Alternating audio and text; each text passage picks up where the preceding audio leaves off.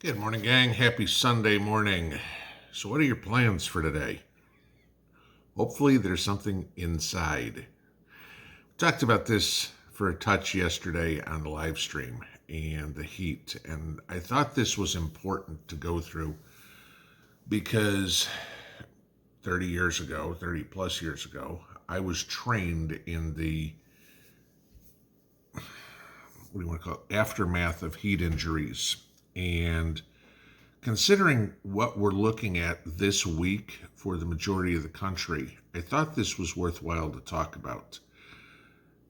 The people that are most susceptible to heat injuries are the elderly first, the older ones, the senior citizens, whatever you want to call us, okay?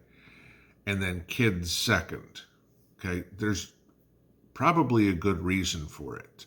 Kids are outside playing, right? Well, at least we used to. Okay, now they're playing video games. Who knows? But they still have baseball games and soccer games and volleyball and whatever. And then senior citizens have a tendency, living on a fixed income, to not keep the air conditioners low. It's a little bit more to walk to the mailbox or be outside. We move slower, okay? So we're out in the heat more. No offense to anybody. There's probably some people here that could outrun me in a foot race that are 20 years my senior. No problem, okay?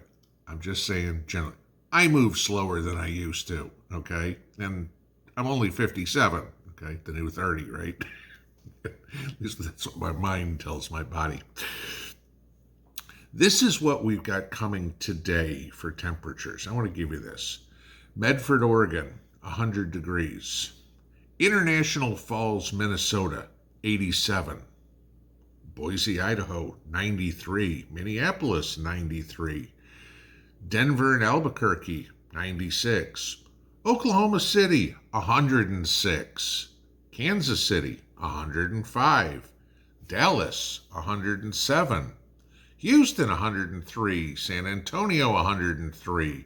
Even where I am, it's supposed to get up to about 90. We're just getting into this here in the eastern third of the country. I mean, it's still going to be a pleasant day in most of the Northeast, okay? I mean, it's supposed to be 80 in New York today. 74 in Boston. Beautiful. Tomorrow, expect your temperatures to jump by nearly 20 degrees, okay? This brings up heat injuries, okay? Believe it or not, heat kills, okay? We still have more injuries, more deaths a year in the United States from cold than we do from heat, okay? But I looked this up, okay? And according to the CDC, between 2000, I know, don't tell me about the CDC, but I got to get facts from something, okay? And you'll understand why in a second. According to the CDC, between 2004 and 2018, we had an average of 702 heat-related deaths in the United States each year, okay? Still, 700 doesn't sound like much in a country of 335 million people, unless, of course, you're one of the 700 people. Well, here's the catch. Now we move forward to 2021, which is the most recent year I can find data on. We had 1,577 deaths in 2021 from heat. Okay? So we doubled all of a sudden. And this is why I say you figure out what reliability of heat of your resource is. Okay. Time magazine, of course, put up an article here a couple of years ago claiming that we have 20,000 deaths related to heat in the United States each year, okay? As they put it, we found between 2008 and 2017, between 13,000 and 20,000 adult deaths were linked to extreme heat. You might want to go tell the CDC, because the CDC found 5% of what you did, less than, actually 3.5%, Okay. But of course, Time Magazine's article was on climate change, so that's the reason for the heat. Okay. One of you mentioned being in Vegas a few years back, landing there. I think it was on vacation or something. The temperature was 117. I remember that day. Okay. We were landscaping our backyard. The house we had a big old dirt mound from where they'd done the excavation and left the dirt there. It was 117 there. We had 6 guys coming in to clear out the backyard. Okay. Figure Vegas, you can imagine who these guys were. Each one of them at 7 o'clock in the morning walked in with a case of Gatorade on each shoulder. So 12 cases of Gatorade. By the end of the day, all the Gatorade was gone. Okay. That was it. They were prepared to work in that. Not only physically, because they were used to working in that heat. They're from Vegas, after all. Okay. And they're landscapers. This is what they did. They worked outside. But they were prepared with the appropriate fluids to get into their body. Now, what a lot of people don't know, and this is what I want to get into, is the 3 different kinds of heat injury that you can experience: heat cramps, heat exhaustion, and heat stroke. Okay. Most of you have heard of heat stroke. Some of you have probably heard of heat exhaustion. Maybe a few of you know the lesser of the 3 of heat cramps. Okay. Now, the reason this is important, maybe you know it. Does your spouse? Do your kids? Does your neighbor? Does the guy walking across the parking lot at Walmart when you go to the store today? Okay. Not only do we have an obligation to take care of ourselves in this heat, but those of us who are informed, which I like to think that preppers are probably the most informed people in the country. It is our responsibility to use our knowledge, our skills, to potentially help somebody else who may not realize what's going on. All right. So let's start from the bottom up, and we're going to work on what to look for and what to do. And I'm going to put these up in slides so you guys can take a look at them. Pause it, write it down, do whatever, take a screenshot of the video.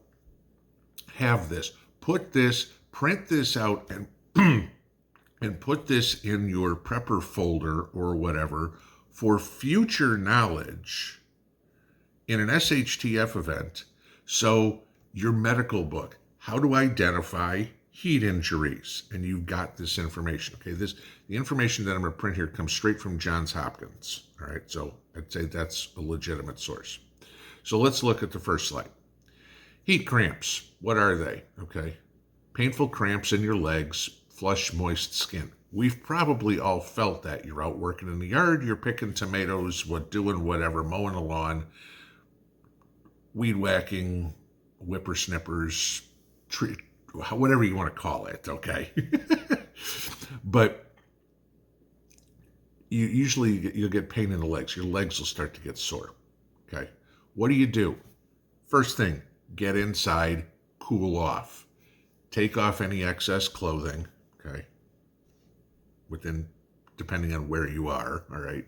You at home, you can take off everything, all right? Just don't be standing in front of the window, all right? Get some Gatorade. I said yesterday on the live stream, I'll say it today, guys. One of the preps you absolutely must have is some sort of electrolyte solution. You can get powdered Gatorade. Get some. Keep it in your preps. It lasts forever. Also get some liquid. Get some Pedialyte if that works. Pedialyte doesn't have to be used for kids, okay? And slowly stretch out those muscles. Cool off. That's the thing. Then the tomatoes will wait, the weeds will wait, whatever it would be. All right. So that's the most minor. So let's move up to the second most dangerous, or the second level of heat injuries. That's heat exhaustion, okay? you're going to have all the symptoms of heat cramps. So you're going to have your muscle cramps. Your skin's going to get pale. It's still going to be moist, all right? But now you're going to start to run a fever. You may start to get an upset stomach. You may throw up. Maybe you wind up with diarrhea. First sign that you're going to notice it, this is the most obvious, is you're going to get a headache and you're going to get tired, okay? You're out in the sun, you get a headache, you know, out, done, okay? You're going to feel weak, you're going to get anxious, okay? As soon as you feel that headache, if somebody's complaining about a headache when they are outside, okay, start taking action. Get them indoors. Again, remove the excess clothing. You're in a Walmart parking lot or whatever, get them inside. Get the cashier to call 911, whatever it would be. I don't give a shit. Go into the Walmart, grab some Gatorade right off the shelf, start pumping that into them, all right? If they are not responding at this point, if it's not working, okay, they need to get to the hospital. Hence the reason for calling 911 as soon as you're getting them inside, because they may need IV fluids. I mentioned this on the live stream last night. I'm going to mention it again here. Please get yourself some IV bags, fluid bags that are pre-filled. They don't go bad, okay? And somebody in the household, learn how to administer an IV to me around here, okay? The problem is, I'm the one that knows how to do it, and then trying to get into my veins, good freaking luck. Okay, even when I went to the doctor a couple of weeks ago, and typical checkup, and they draw blood, they had to stick me 3 times, 2 in this arm, once in this arm, before they could find a vein. Some people are more difficult to do this with. Okay, be prepared for that. But this is when you start seeking medical help. Somebody that knows what they're doing. All right, so let's move on. The third one, the most deadly, the one we've all heard of, but do you know the symptoms? Do you know the treatment for heat stroke? Let's look at this chart. This is warm, dry skin. This is when the person has stopped sweating, okay? Basically, their body is shutting down. The body has stopped being able to cool itself off on its own. They've got a high fever. Okay, not that you're running around with a thermometer, but the old back of the hand on the forehead. They're hot, they're not sweating, and they're outside. Yeah, you know what you got. Rapid heart rate. That's not hard. Check their heart, check their pulse somehow. Loss of appetite. They're not necessarily, hell, half the time I don't have an appetite. So that one, not real much.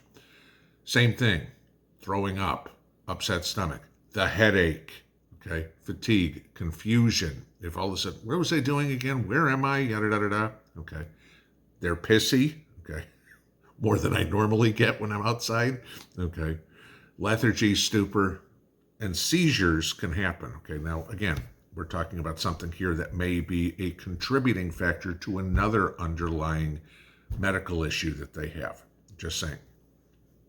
Again, same thing. The biggest keys on this one, if somebody's got a headache or if somebody is not sweating, you or anybody that you see, granted, the guy just walks out of Walmart, he's been in the air conditioning, and comes out, he's not sweating. Oh my God, you're having heat stroke. No, he's not hot yet. Guy's been outside for 20 minutes, okay, shoveling dirt, whatever it would be, and all of a sudden he stops and you notice it. Hey, Paul, let's check you out real quick. I'm a little worried here. How you got a headache? How you feeling? Okay.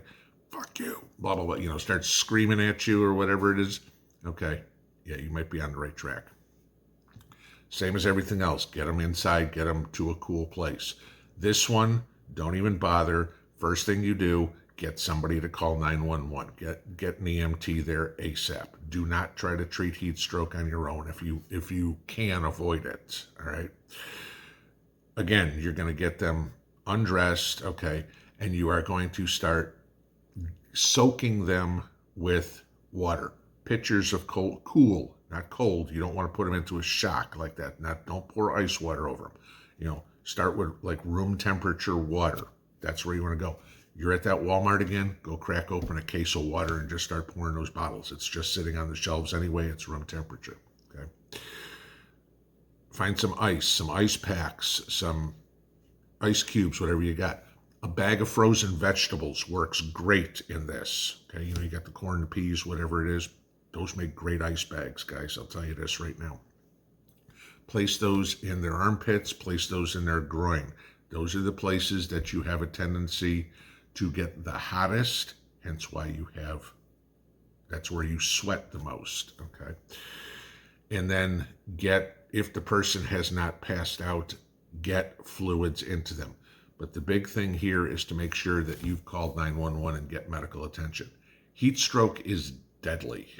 Okay, it is not something to be, you know what, if he just has to sit on the couch for a couple hours and cool off. If he's not sweating, he needs IV fluids. He needs to be attended by medical personnel.